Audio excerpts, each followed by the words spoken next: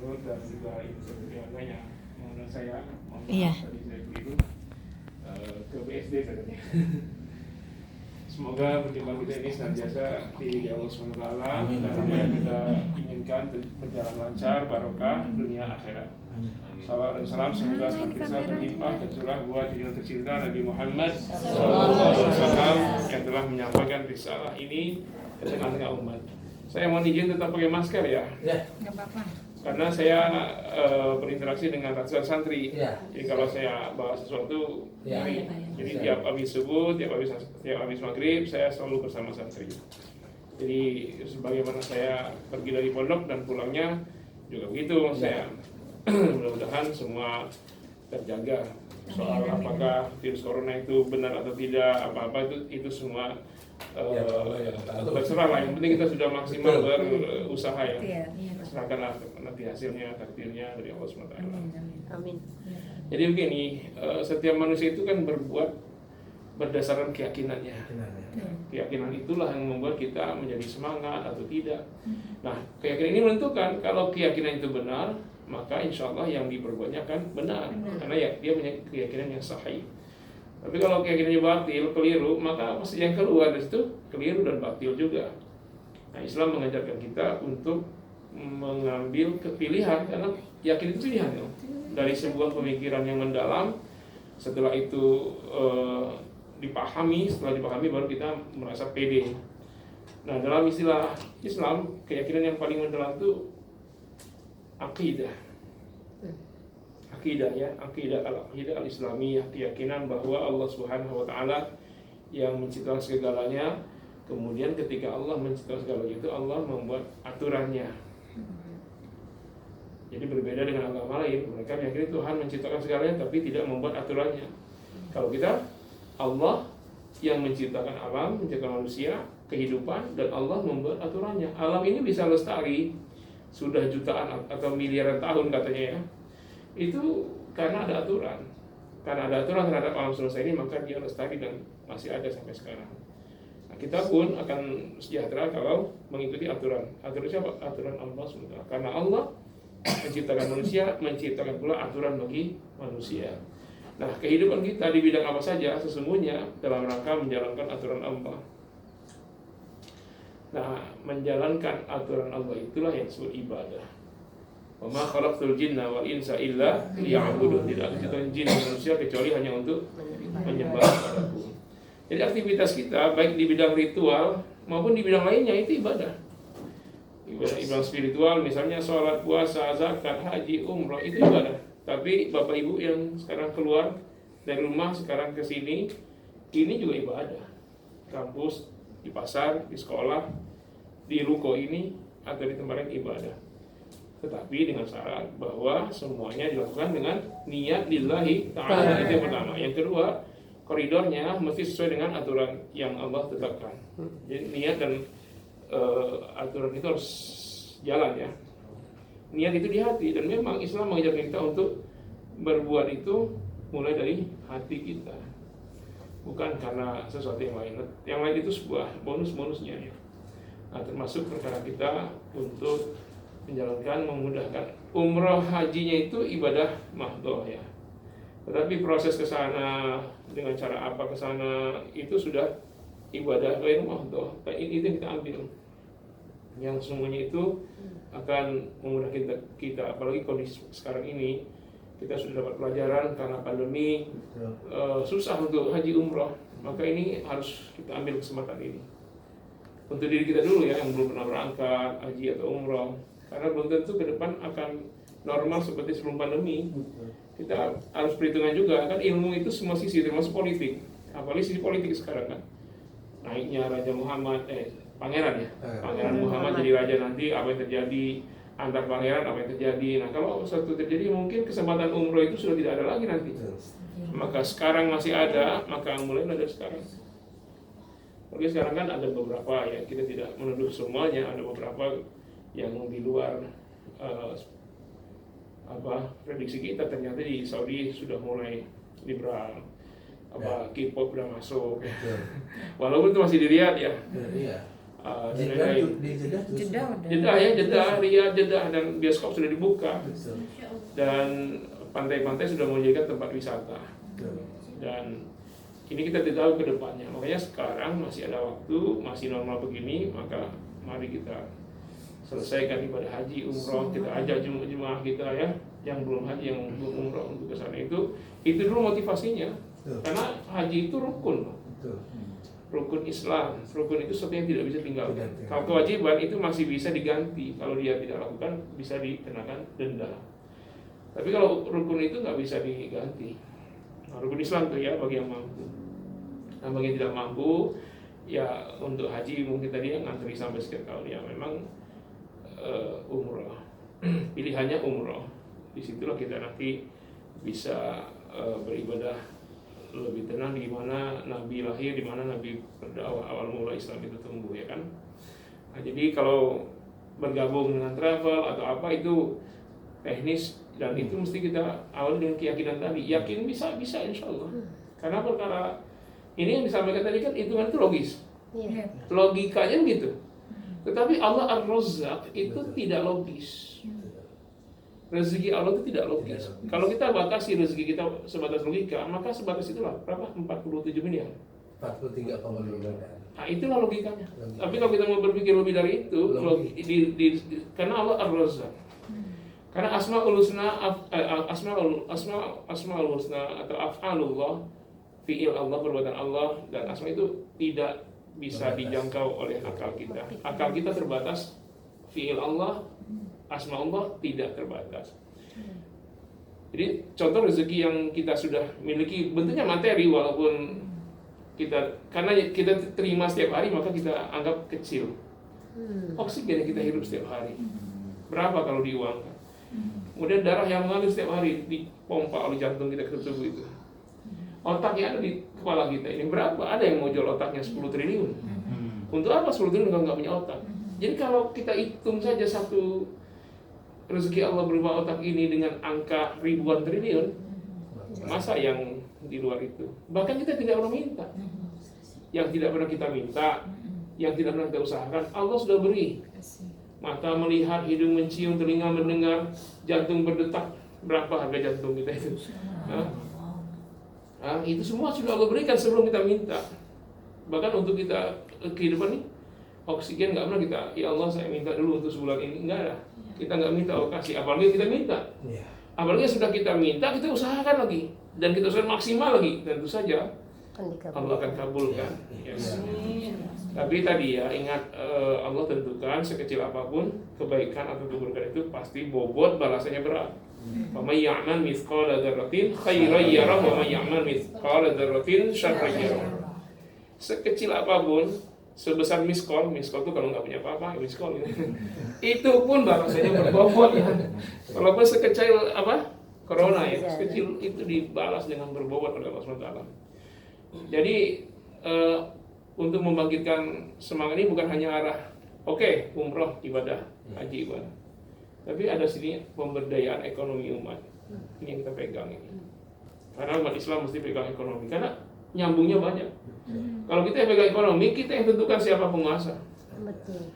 Kalau kita tentukan siapa yang penguasa, nanti kita akan tentukan siapa dakwah bagaimana. Kalau kita yang menentukan siapa penguasa, karena kita jadi pengusaha misalnya, ya insya Allah ustadz-ustadz tidak akan dibully ya. Sekarang kan ada ustadz yang dibully, ada ustadz yang katanya nggak tahu Allah alam yang dikriminalisasi. Itu semua terjadi kenapa? Karena bukan kita yang pegang kekuasaan. Yang pegang kekuasaan itu tadi 9 cacing katanya. Kenapa kita tidak bisa? Potensinya besar. Tidak hanya kalau ini umroh, haji, jelas ya. Sekarang ini mungkin jaringan ini bisa dikembangkan untuk kebutuhan apa? Saya sudah mulai dari sembako. Dan kita ini satu kesatuan. Ketika Nabi bawa semua muhajirin hijrah ke Madinah, kemudian disambut oleh Ansor, lalu dipersaudarakan, itu pidato Nabi yang pertama itu Rasul mengatakan apa? Hum ummatun wahidatun min dunin nas. Mereka muhajirin Ansor Muslim ini umat yang satu yang berbeda dengan semua manusia. Jadi sebenarnya kita ini eksklusif eksklusif. Nah, nanti kan saya akan ditentang oleh mengatakan inklusif. Inklusif itu ketika kita sudah menyatu. Jadi ketika Nabi pidato dengan kalimat hum ummatun wahidatun min dunin nas, mereka ini adalah umat yang satu, berbeda dengan komunitas yang lain, maka seluruh kekuatan potensi termasuk ekonomi bergerak di antara umat Islam sendiri. Tidak ada satupun yang belanja ke pasar Yahudi. Hanya dalam 3 bulan sahabat mengambil alih kekuatan ekonomi di Madinah. 3 bulan muncullah tokoh Abdurrahman bin Auf dan lain-lain. Sekarang kita yang haji, kita yang umrah, orang lain yang menikmati hasilnya.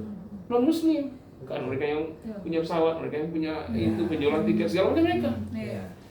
Yang paling rutin itu tiap bulan. Kita yang puasa, kita yang ibadah, tapi yang menikmati untuk ibu-ibu kalau tiap sore beli buka puasa dari mana? Karena sekarang kurma yang besar-besar ngajol dari Israel.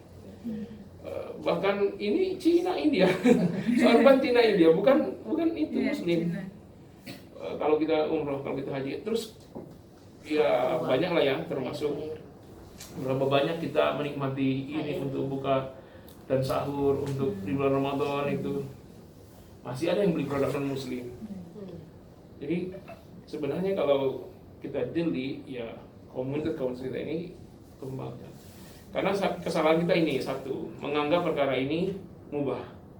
Apa mubah? Kalau dikerjakan atau tidak berpahala, tidak berdosa. Itu salah. Sekarang sudah digugat itu, definisi mubah itu bukan dikerjakan atau tidak berpahala. Mubah itu netral. Apa netral? Terpengaruh kalau yang mempengaruhi hal-hal yang berpahala, dia berpahala mubah itu. Kalau yang dipengaruhi yang dosa, maka dia berdosa. Minum ini mubah. Tapi kalau bapak ibu minum, baca doa dengan berpahala walaupun mubah. Sama, yang lainnya juga begitu. Jual tanah itu mubah, tapi kalau kita jual dengan orang kafir lalu jadi gereja, kita berdampak. Tapi kalau dijual pada ustadz jadi rumah tahfiz, jadi pesantren, kita dapat pahala juga. Apalagi sudah jelas-jelas umroh, haji gitu. Nah, jadi memang akan banyak tantangan. Pasti ada yang tidak suka, karena beda-beda pemikiran, beda konsep. Termasuk tadi yang hanya membatasi mubah itu tidak ada bobotnya. Kalau mubah tidak ada bobot, tidur kita sehari berapa? Ada yang 6 jam, ada yang 7 jam. Coba sehari hilang aja 7 jam, itu kan alangkah ruginya kita. Padahal tidur itu berpahala. Kalau kita awali dengan berwudu, sholat witir, lalu kita baca doa. Selama 7 jam tidur itu semuanya pahala. 6 jam itu pahala. Kita nggak ngapain. Tapi kalau misalnya habis nonton bola langsung tidur, berapa banyak kehilangan kita, nggak dapat apa-apa kan? Nah itu baru tidur aja, tidur. Apalagi dengan gerakan seperti ini, kita sharing, bagi ilmu, ini luar biasa. Jadi tidak ada sesuatu yang terbuang sia-sia, semua diperhitungkan. Wa kullu syai'in ahsaynahu kitabah. Segala sesuatu itu kata Allah kami tulis secara rinci dan dihibur dalam satu kitab. Nanti ada yang dapat dari kanan, ada yang dapat dari kiri, ada yang dilemparkan dari belakang kitabnya. Kita mau pilih di mana? Kita tertulis semua. Wa ma yalfidhu min qawlin illa ladaihi raqibun atid. Tidak ada satu pun kata kecuali dicatat oleh raqibun atid. Jadi yang kita ucapkan ini dicatat ini. Nah sekarang saya ceramah, Bapak Ibu mendengarkan. Yang banyak ngobrol siapa sekarang? Ustaz. Ketika saya ngobrol, hati saya ngobrol nggak? Hati saya diam. Tapi kalau saya jeda bicara ini dia Pak, mungkin ada inisiatif ngobrol. Tapi Bapak Ibu sekarang ketika saya ngobrol, hatinya diam atau bicara? Bicara. Nah satu kata di hatimu itu dihisap di yaumil akhir. Bahkan yang kita sudah lupa 2 detik yang lalu apa kita ngomong apa, udah itu dihisap juga. Nah, jadi Islam ini memang mengajarkan kita untuk baik itu dari hati. Karena selaras apa yang ada di hati, di lisan dan perbuatan. Karena kalau beda sedikit saja jatuh, bukan mukmin lagi. Ya, antara hati, lisan dan perbuatan. Kata lisannya saya akan bantu 10 juta. Kalau saya jadi Pak RT misalnya, akan bantu warga ini jadi pengusaha 10 juta. Katanya bukan RT kita, RT sebelah jadi. Yang kan berbeda. Itu sudah munafik jatuh. Nah, sekarang kita selaraskan apa yang kita kerjakan hari ini dengan hati kita, dengan perbuatan kita. Ya, tentu tidak ada yang tidak ya harus memaksakan diri, itu betul tadi kita paksa diri. Ikhlas itu bukan tiba-tiba saja ya. Di awalnya dipaksakan. Ibu-ibu tidak mungkin ikhlas pakai kerudung kalau nggak dipaksakan orang tuanya dari dulu kan. Ada yang tiba-tiba. Enggak. Enggak, semuanya kita terpaksa. Sholat, saya juga waktu sholat juga waktu kecil dipaksa dipukul sama ayah saya. Iya. Bangun subuh itu udah disiram air 1 ember setiap hari itu. Saya disiram itu sampai kelas 3 aliyah. Itu dari umur 4 tahun itu. Setelah meninggal orang tua, ketika jam 3 nggak ada yang nyiram, baru itu terbangun, kok nggak ada yang nyiram. Makanya bangun terus. Padahal diajarin itu dari umur 6 tahun. Bangun jam 2:30 itu, jam 6 tahun. Masih juga sampai saya tamat aliyah pun masih disiram bangun jam 3 itu. Tapi ketika orang tua sudah meninggal, kita jam 3 tuh kok nggak ada yang nyiram. Bangun kita akhirnya. Sampai sekarang nggak pernah lagi bangun telat. Subhanallah. Bahkan santri saya itu 2:30 sudah saya bangunin, itu dipaksa terus sama Pak Nung ini, dipaksa terus tiap hari sampai sekarang. Udah yang sudah 3 tahun, yang sudah 6 tahun. Ya memang begitulah, kita paksakan, tapi suatu saat akan sadar dengan sendirinya. Jadi ya termasuklah untuk keberhasilan, apalagi ini tidak hanya dunia, akhirat juga kan. Ya, itu niat kita. Dan ini semuanya adalah ibadah. Setiap langkah kita, setiap ucapan kita, gerakan kita itu ibadah. Islam tidak memisahkan ini wilayah ibadah, ini bukan. Ibadah hanya di masjid saja, kalau luar itu tidak ibadah. Enggak, di mana saja ibadah. Tidak ada parsialisme dalam Islam. Ya alladzina amanu dkhulu fis silmi kafah. Berislam secara keseluruhan di bidang spiritual, ritual, sosial, budaya, ekonomi, politik, pendidikan, kesehatan, itu ibadah semua. Ini yang saya sampaikan, mohon maaf saya cukupkan karena sudah silang zuhur ya. Mari kita sama-sama akhiri dengan doa, semoga perjumpaan ini barokah dan Allah mudahkan semua kita. Ala hadiniya al-Fatihah. A'udzubillahi minasyaitonir rajim. Bismillahirrahmanirrahim. Alhamdulillahirabbil alamin. Arrahmanir rahim. Iyyaka na'budu wa iyyaka nasta'in. Ihdinas siratal mustaqim. Siratal ladzina an'amta 'alaihim ghairil maghdubi 'alaihim waladdallin. أعوذ بالله من الشيطان الرجيم بسم الله الرحمن الرحيم الحمد لله رب العالمين حمد الناعمين حمد الشاكرين حمدا يوافي نعمه ويكافئ مزيده يا ربنا لك الحمد كما ينبغي لجلال وجهك وعظيم سلطانك إنك على كل شيء قدير اللهم صل وسلم وبارك على محمد وعلى آله وصحبه أجمعين وأهل اللهم على سنته وأمثنا على ملته واحشرنا في زمرته مع الذين أنعمت عليهم من النبيين والصديقين والشهداء والصالحين وحسن أولئك رفيقا اللهم اغفر لنا ذنوبنا ولوالدينا وارحمهم كما ربونا صغارا اللهم ارزقنا قوة وصحة واستطاعة لنحقق شريعة القرآن والسنة اللهم يسر لنا زيارة الحرمين مكة المكرمة ومدينة المنورة اللهم ارحمنا برحمة القرآن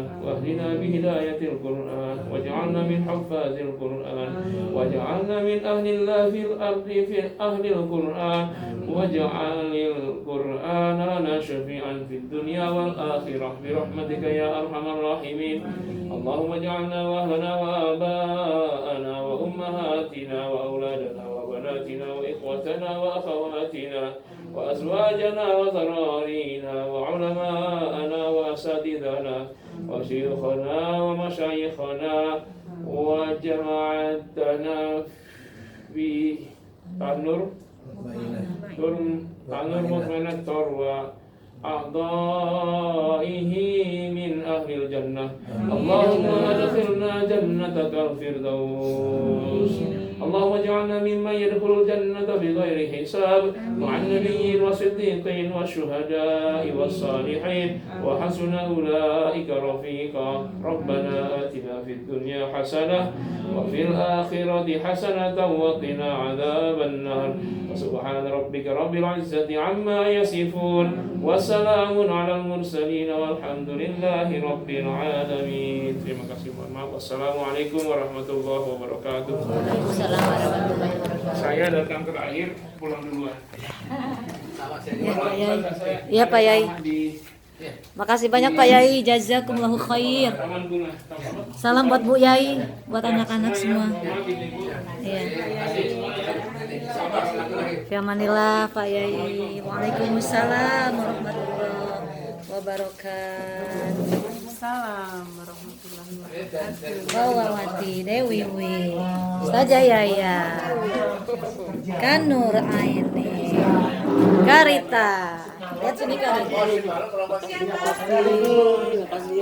Desa Lama Enteng jodoh Bu ya, hati-hati. Deh Imas.